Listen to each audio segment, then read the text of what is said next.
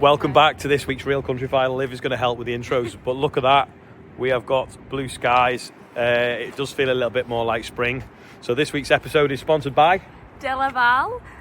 They provide robotic milking systems and dairy solutions for farmers. They'll be at Dairy Tech on Wednesday, so go over and visit their stand. They've got new AI technology which is helping track herd performance and behaviour of individual cows. This is called DeLaval Plus. Also as well, Will is in Staffordshire. He's got sent us a video about his sheep scanner results. But before that, over to Stephen, who's gone to visit Ian Pye in Lancashire, talking about grants. This week on the Real Country File, we've come along to a very smart farm here in Lancashire to find out a cautionary tale about grants that might be available for farmers, but are gone quick. What's your advice, Ian? Get them grabbed.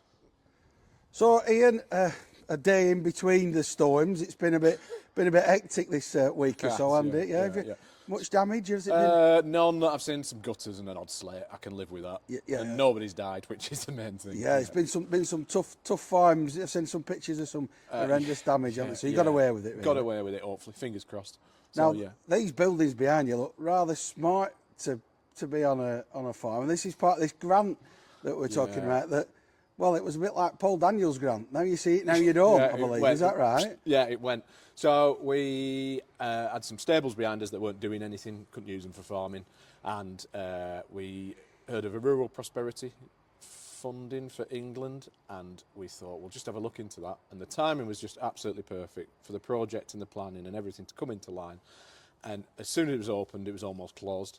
And we got some funding to help do these buildings up behind us that's turned it into offices now, office units, which is a great additional income to the farm.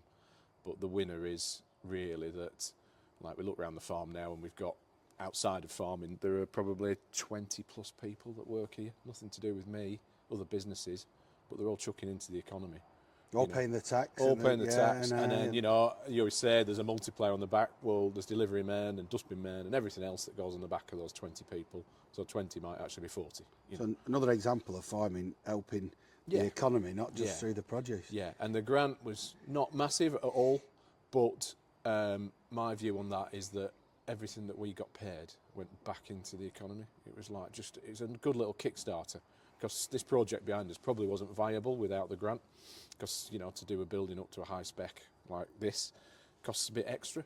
But then you've got the grant, we paid that money to the builders, the plumbers, the electricians and everything else, and it stays in the economy. They pass it to their merchants, and it goes on and on and on. You said you found it just before it had gone. Yeah. So... it's not open now. And then, no. And I'm not having a pop at this government or any government, but... you want to kickstart an economy, whether it's farming or any business, little grants like that just get things, it's like a firelighter, it just gets things going. And how did you find it when others might have missed it then? I have not got a clue. That's kind of sad as well, isn't it? Yeah. Do you think that should be the union a bit more maybe to get... I think thinking back, I think it was just that it was right place, right time, and that one of them where you have 10 seconds looking on the internet, thinking, how do I sponsor this, how do I fund this? And it was just there. And I mean, it was done through Lancashire County Council, which was just great, actually, because it was dead simple. There was no RPA involved, and it had to be big and cumbersome. If they wanted to see how progress was, they got in the car and they come and had a look. Simple. Shall we have a look at a bit more progress around the farm? I think we'll go and have a look at some farming now, yeah. So Ian, we're in an empty shed, end of Jan. What's going on? Where are we up to with farm? We're up to with farm. So we block calve. So our milk buyer wants milk a specific time. So we try and give them a big slug of milk all at one part of the year. And so we're not carving anything now, which is great because it gives you January just to catch up on stuff. So all the calf buildings are cleaned out, give them a rest. And then we sit down and we go through all the bits of paperwork that need doing. Red tractor paperwork, SFI paperwork, farm budgets, herd health plans, everything else. And then we'll order quite a lot of stuff, seed, all the stuff that we need for the next year, bedding, all the washing chemicals for the milking parlour. We'll get the parlour serviced. Some of this stuff here we'll do us right through till 2026. And then we sit down and do budgets as well. But it's sort of hard at this moment in time to do budgets because we don't know where we're at with, again, grants and, you're halfway through doing environmental schemes thinking, right, I'll do half of it, and then when the next one opens, I'll finish this scheme off by putting something up to it and make a big scheme. But countryside stewardship's been pulled. There should have been an announcement. We're waiting for an announcement, but how do you plan anything when we don't know? I don't think they know what they're doing. And I would say, of all the farms that I've been on over the years, you're always forward thinking. You've worked with the environment. You run, was it a New Zealand paddock system? Yeah, grazing system, grazing and all that, and you're organic. Yeah. You kind of have a unique market that you sell your milk to. You do your bit, and even you're struggling to kind of fit into. Well, there is no plan there. No, there isn't. And then, you're going on. I mean, there's some helpful government sites and what have you. And you're going on looking at what are they saying, and they'll offer lots of advice, but the advice is fine. And is some of this money getting bogged down and getting lost in advice, when really it should be coming through to grassroots? Again, like we just said before, you give any business a bit of Kickstarter money, and it filters right back up through. If I do an environmental scheme, I will give it to the fencing contractor, who passes it on to the post supplier and the fencing supplier, and then it goes back to the metal merchant and right back through, and they all pay the taxes all the way through. That little bit of a sniff of cash just gets everything going, doesn't it? It does, and it gives that stimulus like you've talked about. And with all the negative stuff in farming at the minute in the press, and there's a lot of it about, to give some clarity around the funding, particularly around the environmental side. It's a win-win. It's a win-win for them. Yeah. What would you tell them if they were stood here in front of you now? I can't tell them anything, but the analogy I think I would use is that when somebody jumps off a ship into some water, and most of them drown, don't they, because they have that cold shock and inhale. And I think that's what this government have done. They've seen budgets and thought, right, we'll jump into this. And instead of, swimming, they've gone, well, that's when you start drowning, isn't it? Whereas actually, they should have just lowered us into it slowly, and we could have kept swimming and paddling away, and then got the direction of where we were swimming with them after that. I quite like that analogy. I do. I've just thought of that. It's good that, isn't it? It's good that. In fact, you meant to lie back on your back. You just take stock. Maybe that's. I'm very laid back, so I had a lead back. So I've been asking everybody out of 20 to score your optimism for farming. With the paddock system, with the grazing that you do, and the wet summers we've had. I presume it's just like, let's have a bit of respite from the rain. You try and build a farm that can cope with any of it, and I always think if you just build it so that you haven't got 100% expectation, maybe 80%, then you're all right. So out of 20, I would give it an 18. Right, so, okay. And we've done the budgets, and even through to 2026, I'm all right. I've built in a lot of slack of milk price doing something crazy, or tenants not wanting to be here, or whatever. But then, as we've said before, we've had the difficult conversations on that farm, on this farm, of what do we need to do to make it a business, maybe a lot of other some other farmers need to do that as well, but that's not for me to say. So you've already had those difficult conversations over the years. Yes. Things have happened. You haven't just let things slide along. You've made tough choices. Tough choices, and sometimes it's been tough, but it works out. It works out. Well, there you go. We love that optimism. I think we should come back in spring. Oh, yeah. We'll come back and have a look at. Although when these are full, you'll have to feed some calves when you're here. We'll give it a go. Your job.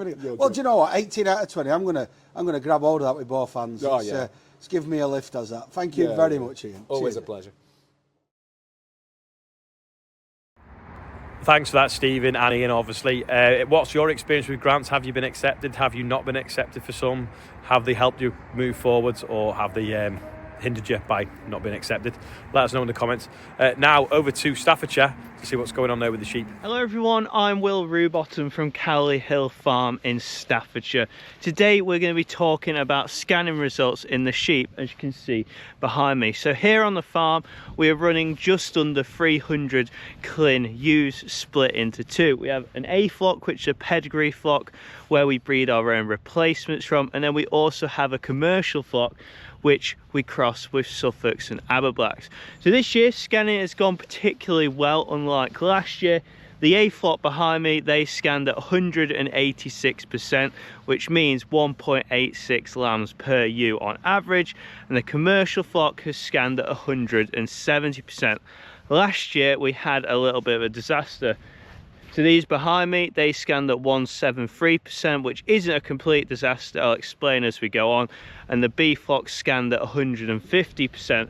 So last year we had a major problem with Campylobacter, which for those of you that are unaware about, it's kind of spread from dirty water, and it created a complete abortion problem. So in all the ewes on the farm, we had just about 30 which aborted, which is like 10%, and over 60 lambs we lost, which is like probably £7,500–8,000 worth of income we lost due to this. We've always vaccinated for toxoplasmosis and enzootic abortion, but this one was new to us, and it just shows you never stop learning with farming. But we've got it all right. We imported the vaccine from New Zealand, which was about £1.25 per sheep, so it's an extra cost, but the saving we get from doing that just shows, because it probably means that we had a few more slips than we actually knew. So over that 30 odd, we had more that had slipped, which means they lost their lambs. And this year it just shows, because those numbers have risen up and significantly in the commercial flock. So yeah, that is how scanning has gone this year. Just a brief background on the farm for those of you who haven't seen us before. We have a YouTube channel, Cowley Hill Farm. We're farming about 500 acres where we produce hay and haylage for the equine world. Then I run the flock of sheep, which we continue to expand as like a grassland management tool, but also producing high quality ewe lambs that we sell for breeding, as well as the commercial fat lambs. That is kind of what we're on about, and in future weeks hopefully I'll get the opportunity to show you guys a bit more around the sheep flock and other stuff that is going on the farm. Thank you, cheers. Thanks Will, hope we get to see more of you in future. You can follow Will on YouTube if you search Cowley Hill Farm. That's probably about it for this week. What's the weather been like for you? Is spring arriving on your farm? It definitely feels a little bit better than it has done the last few weeks with all that wind and rain. Thanks again for DeLaval sponsoring this week's episode. Don't forget, if you're at Dairy Tech on Wednesday, go and find their stand and talk to them about, what was it? How do you pronounce it? DeLaval Plus. DeLaval Plus. New AI technology helping track herd performance and management.